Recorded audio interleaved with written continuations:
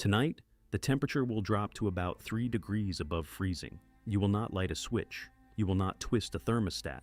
You will lie down on a bed of straw, pressed against the bodies of your family, your children, your parents, perhaps your livestock, and you will pull a single woolen blanket over all of you. The walls around you are wattle and daub, sticks woven together and sealed with a paste of mud, dung, and animal hair. The wind finds every gap. The fire in the center of the room, there is no chimney, fills the space with smoke that burns your eyes and coats your lungs with soot. By morning, the water in your only cooking pot will have a crust of ice. And this is not the worst night. This is October. For most of recorded history, winter was not a season, it was a siege. In a months-long assault on the human body that killed more Europeans than most of the wars we remember by name. We have spent the last century wrapped in such total insulation from the natural world that we have forgotten what cold actually means. Not discomfort, not inconvenience, but a systematic, relentless attack on every function that keeps a body alive. To understand why a modern person would almost certainly not survive 3 days in a medieval winter, we need to understand what that winter actually looked like, from the inside. To appreciate the danger, we must first understand the rhythm of medieval life and how deeply it revolved around a single, brutal calendar, the harvest. By the 12th and 13th centuries, the European peasantry had developed an agricultural system of extraordinary sophistication. The three-field rotation, winter grain, spring grain, fallow, had raised yields significantly above the old two-field method. Villages across England, France, and the German-speaking lands operated as tightly coordinated units, with strip farming binding every family to the collective schedule of plowing, sowing, and reaping. In a good year, a single acre of wheat could yield between 8 and 12 bushels. A peasant family working roughly 30 acres under the three-field system might produce enough to feed themselves, pay their tithe to the church, meet their feudal obligations to the Lord, and set aside a modest reserve. A good harvest meant survival.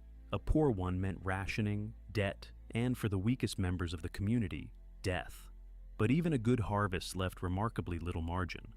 Modern estimates suggest that a medieval peasant household retained roughly 1,200 to 1,800 calories per person per day through the winter months, well below the 2,500 to 3,000 calories required to maintain body temperature and perform physical labor in freezing conditions. The surplus that separated life from death was measured in bushels of grain, a few barrels of salted fish, and whatever root vegetables could be buried in straw and kept from rotting. The entire system was engineered for adequacy, not abundance. There was no buffer. Every winter was a test of whether the margin had been calculated correctly. And every few years, it had not. And then there was the weather itself. The period between roughly 1300 and 1850, known to climatologists as the Little Ice Age, pushed average European temperatures 1 to 2 degrees Celsius below modern norms. That number sounds small. It was devastating. Rivers that had been navigable froze solid. The Thames froze so thick that Londoners held frost fairs on the ice, vendors, puppet shows, even ox roasts on the frozen river. The Baltic Sea froze between Sweden and Denmark. Alpine glaciers advanced into valleys that had been farmed for generations, swallowing entire villages. Growing seasons shortened by 3 to 5 weeks. Harvests that had been marginal became insufficient. The Great Famine of 1315 to 1317, triggered by 3 consecutive years of cold, wet summers, killed an estimated 10 to 15% of the population of Northern Europe before the worst of the Little Ice Age had even begun. The abundance of the High Middle Ages was quietly contracting, and the cold had only started. The first thing that would kill a modern person is the dwelling itself. We imagine medieval houses through the filter of heritage tourism. Thatched roofs, oak beams, quaint fireplaces. The reality for roughly 85 to 90% of the European population was radically different. A typical peasant home in the 13th or 14th century was a single-room structure, rarely more than 5 meters by 8. The floor was beaten earth, sometimes scattered with rushes that were changed infrequently. There were few windows, and those that existed were unglazed, covered at best with oiled linen or a scraped animal membrane that let in a gray, diffused light while doing almost nothing to stop the wind. Heating came from an open hearth in the center of the room. Its chimneys were a luxury of the wealthy until well into the 14th century, and even then, they remained rare in rural England and northern France. The smoke from the fire rose, slowly, through the room and eventually found its way out through gaps in the thatch. The effect was a permanent haze that filled the upper half of the living space. Medieval people learned to live low, sitting on the floor, sleeping on the ground, keeping their heads below the smoke line as much as possible. Archaeological analysis of medieval skeletons has revealed extensive soot deposits in lung tissue and sinus cavities, along with high rates of chronic bronchitis and respiratory infection. Excavations at the deserted village of Warham Percy in Yorkshire found that nearly every adult skeleton showed signs of chronic sinusitis. The air inside a medieval home in winter was, by modern standards, unbreathable. The fire itself was a fragile thing. Fuel was not unlimited.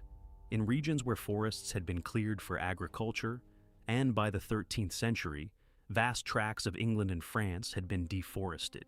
Peasants burned whatever they could find: dried peat, animal dung, furze, bracken, and hedge trimmings. The heat output of these fuels was a fraction of seasoned hardwood.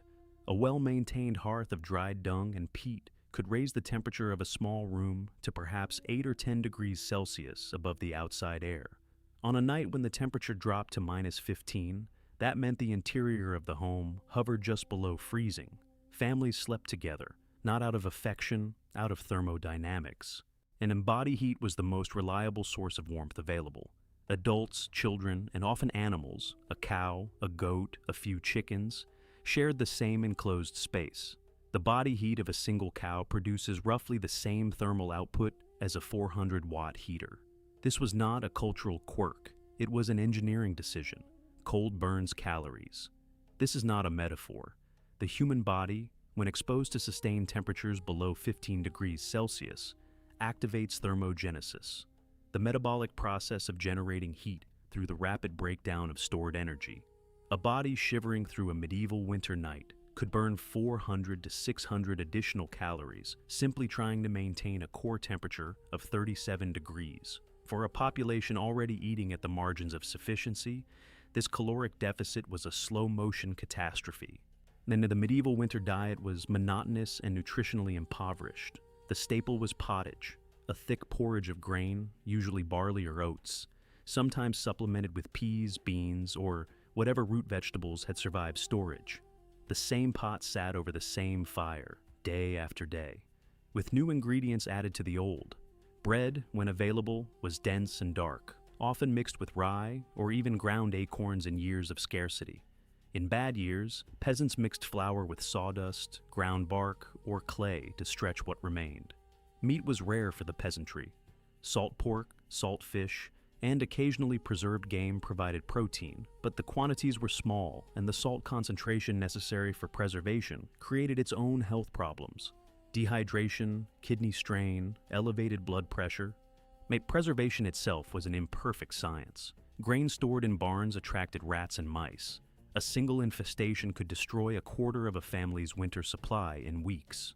Root vegetables buried in sand or straw rotted from the inside if the temperature fluctuated. Salted meat could turn rancid if the curing had been insufficient. By February, the food that remained was often partially spoiled, consumed anyway, because the alternative was nothing at all.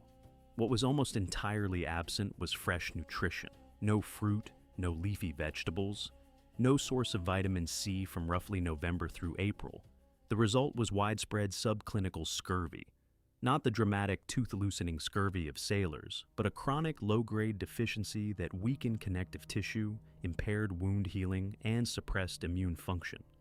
Cuts that should have healed in days remained open for weeks. Bruises spread under the skin like dark watercolors. The body's ability to fight infection quietly collapsed, and the water was dangerous. Rivers and wells, often contaminated by animal and human waste, froze or ran at reduced volume in winter. The safest thing to drink was weak ale, brewed at home by women, low in alcohol, consumed by adults and children alike. Not because medieval people were perpetually drunk, but because the brewing process killed pathogens that the water carried.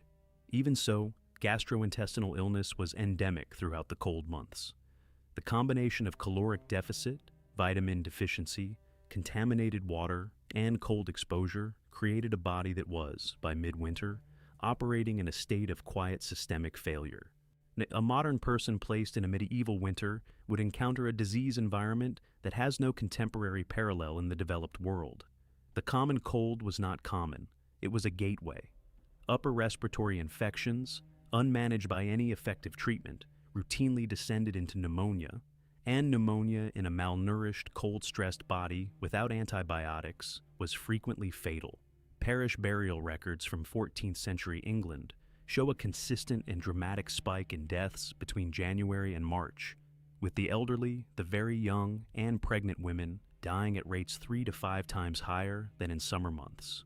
In some years, winter mortality was so severe that villages entered spring with too few hands to plow the fields, compounding the crisis into the following year.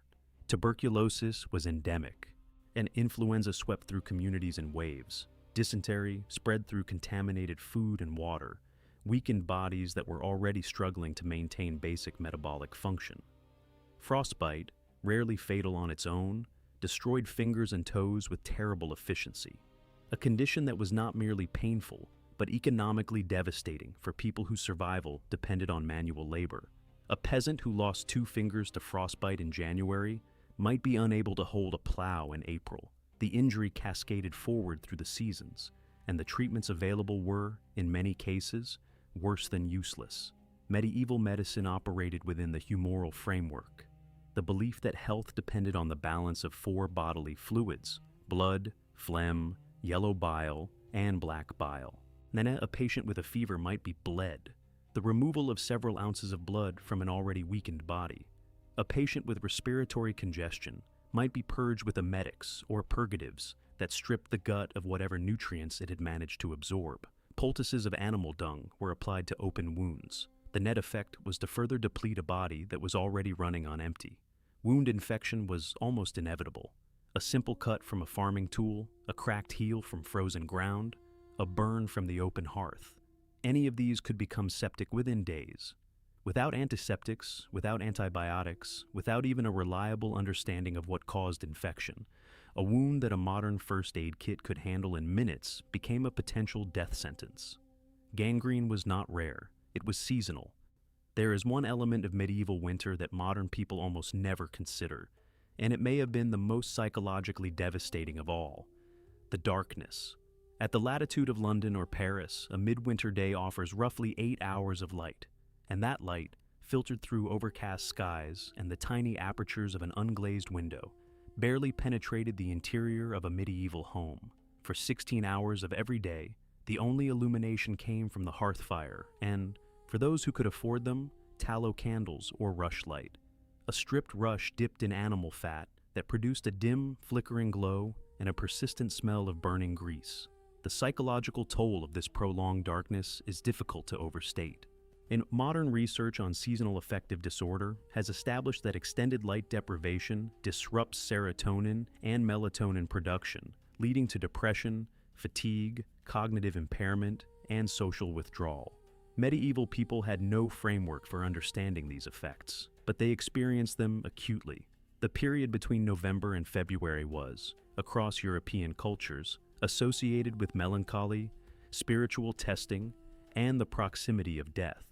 Winter saints' days and feast celebrations, Christmas, Candlemas, the Feast of St. Lucy, were not merely religious observances. They were psychological interventions, points of communal gathering, light, warmth, and shared food designed to punctuate the darkness with moments of collective survival. Fire was everything, not just heat, not just cooking.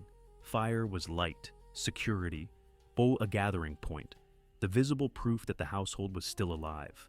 Letting the fire die in the night was not carelessness. It was a crisis. Relighting a fire without matches, without a lighter, using a flint and steel and a handful of dried tinder in a room where your fingers were too numb to grip properly. This was a skill that separated the living from the dead. Medieval winter was not an equal opportunity killer. It was a machine for sorting populations by wealth, age, and access to community.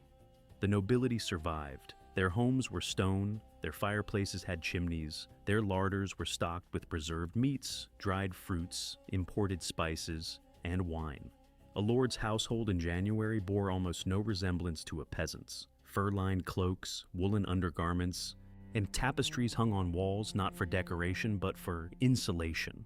Multiple hearths burning seasoned hardwood. The experience of winter for the medieval elite was uncomfortable. For the medieval poor, it was lethal.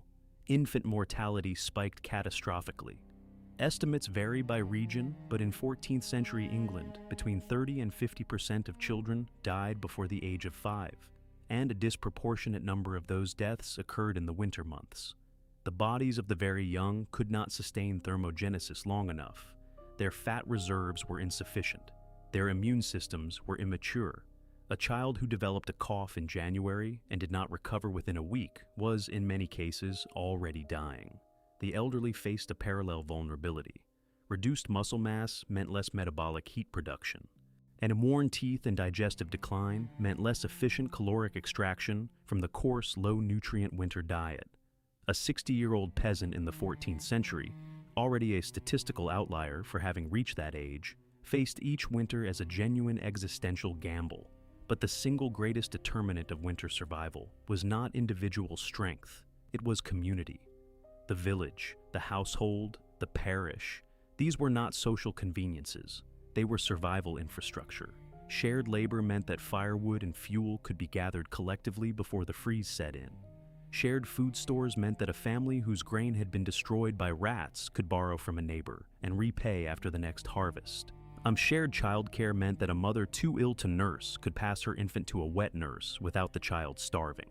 The entire feudal village system, so often portrayed as a mechanism of oppression, and it was that too, functioned simultaneously as a survival network calibrated to the demands of winter. A family expelled from its community, a widow without kin, a traveler caught between villages. These were the people who died first. The roads of medieval Europe in winter were not merely difficult, they were almost impassable. Snow covered the rutted tracks. Rivers that served as navigation markers froze or flooded. Inns were scarce, unheated, and often as dangerous as the cold itself. A journey of 20 miles that took a day in summer could take 3 in winter, if it could be completed at all. And isolation in a medieval winter was not loneliness. It was a death sentence. The society that emerged from centuries of this annual siege was shaped by it in ways we have largely forgotten.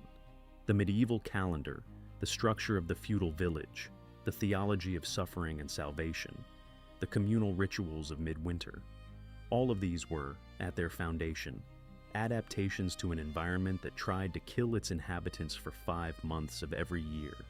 What was gained was a culture of extraordinary collective resilience, systems of mutual obligation, food sharing, and labor coordination that kept communities alive through conditions that would overwhelm any individual. What was lost is harder to measure. The chronic malnutrition stunted growth. Skeletal evidence suggests that average adult height in Northern Europe declined by as much as 5 centimeters between the Roman period and the late medieval era. The constant respiratory damage shortened lifespans. The psychological burden of annual darkness and deprivation left its mark in the art, the literature, and the spiritual preoccupations of an entire civilization. We are separated from that world by roughly 6 generations of central heating, electric light, refrigerated food, and antibiotics. The distance feels enormous. It is, in historical terms, almost nothing.